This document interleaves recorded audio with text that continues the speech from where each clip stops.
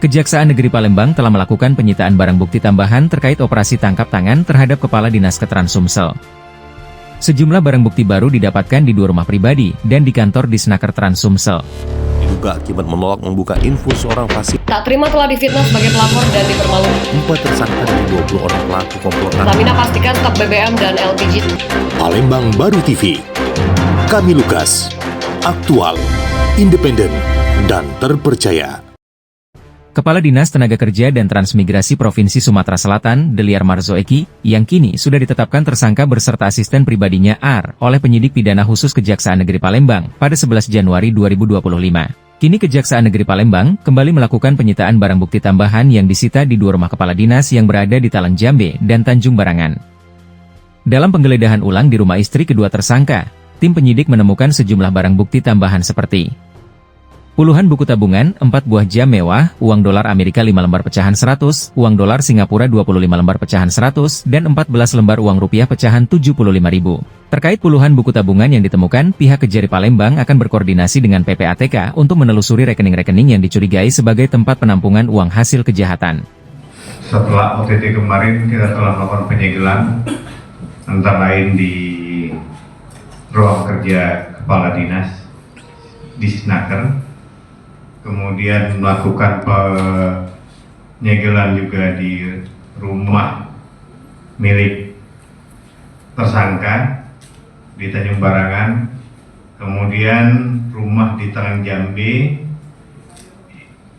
dan kemarin dilakukan penggeledahan. Didapatlah barang-barang bukti yang ada di depan kita ini sebagai barang bukti tambahan setelah barang bukti yang kita sita kemarin. Lanjut untuk rumah di Tanjung Barangan. Ini Tanjung Barangan. Kita segel dulu. Kita lagi minta persetujuan ke pengadilan untuk diterbitkan penetapan penyitaan. Jadi semua harta benda milik tersangka kita amankan supaya tidak beralih kepada pihak lain. Kemudian kita juga koordinasi dengan PPATK untuk menelusuri ada beberapa rekening yang kita curigai sebagai tempat penampungan uang. Hasilnya nanti kita akan berkembang terus, dan setiap perkembangan penyitaan atau berkaitan dengan perkara ini akan kita beritahukan kepada masyarakat luas. Ada 9 orang saksi yang sudah kita periksa, itu berkelanjutan dengan hasil pemeriksaan sekarang.